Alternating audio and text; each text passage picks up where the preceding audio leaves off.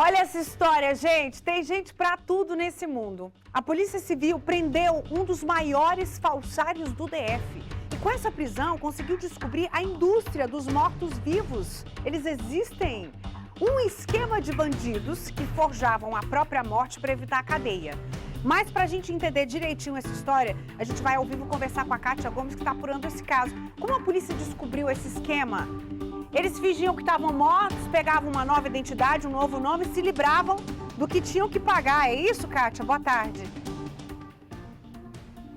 Oi, Neila, boa tarde para você, boa tarde para todo mundo. Exatamente isso. A polícia chegou até essa quadrilha depois que ela estava à procura de um criminoso que estava foragido, né? E aí descobriu que esse criminoso, ele tinha forjado, na verdade, ele estava morto. E aí depois que a polícia descobriu que ele estava morto, percebeu que tinha alguma coisa errada, porque tinha informação de que esse criminoso foragido ainda estava vivo. A polícia foi até o cartório e depois do cartório, que confirmou que ele tinha um atestado de óbito, foi até o cemitério onde ele estava enterrado, em Cocalzinho. Lá a polícia descobriu que não tinha corpo. O Aldacir se transformou em Ivacir. Ele trocou o nome, esse criminoso aqui, o delegado autorizou mostrar a identidade que ele estava usando o documento. E lá na casa dele, assim que ele foi preso, a polícia descobriu que a mulher dele nem sabia que estava casado com um homem supostamente morto. As investigações continuaram, esse homem foi preso em janeiro e a polícia chegou até um médico que fazia, provavelmente faz parte desse esquema, porque ele dava atestados de óbitos para pessoas que não estavam mortas e também uma funerária de Águas Lindas de Goiás. Eu vou conversar agora com o delegado André Leite, que está investigando esse caso. Delegado, uma boa tarde. Então, vocês estavam à procura desse criminoso foragido, né, o Aldecir, que virou Ivacir, e descobriram esse grande esquema? Boa tarde, Kátia. Isso mesmo. O Aldecir já era um conhecido daqui da Corpatria. Ele foi investigado em 5 inquéritos em que ele atuava como falsificador de documentos de veículo. E, acompanhando o desenrolar desses processos criminais, descobrimos que em um deles tinha sido extinta a punibilidade pela morte, pela sua morte. Mas tínhamos a informação, essa informação estava latente, de que ele estava vivo. Isso nos chamou a atenção e passamos a investigar. Primeiro no processo criminal descobrimos essa certidão de óbito, fomos até o cartório e depois até o cemitério e descobrimos que realmente não havia corpo.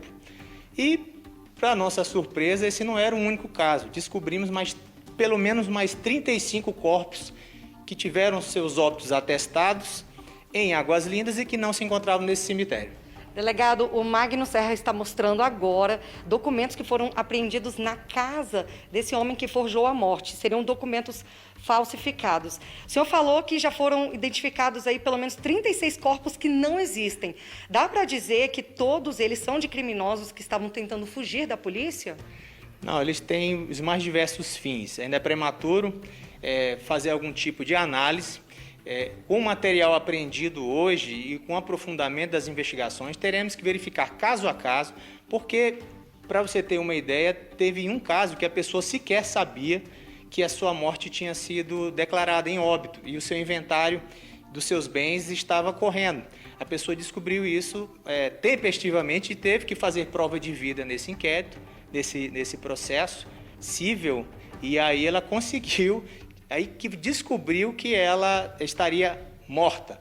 Esse óbito atestado pelo mesmo médico. Ou seja, tentaram forjar a morte de uma mulher para roubar a herança dela, seria isso? Exatamente. Então, assim, não podemos afirmar que todos esses 35 corpos tiveram o mesmo objetivo. A gente vai fazer uma análise agora de todos esses nomes, fazer um cotejo com os médicos que atestaram os óbitos. O que sabemos agora é que esses corpos realmente não estão enterrados no cemitério de Cocalzinho.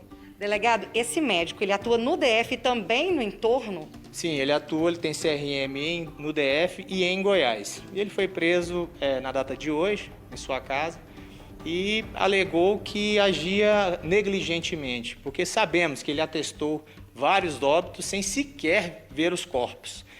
Muito provavelmente manipulado pelo líder da organização, que é o proprietário da funerária. Tá certo, então, delegado, muito obrigado pelas suas informações, Neila. E a investigação continua para identificar esses corpos que não existem. Eu volto com você. Obrigada, Kátia. Que esquema, né? Tem gente que usa a inteligência para fazer o que não presta.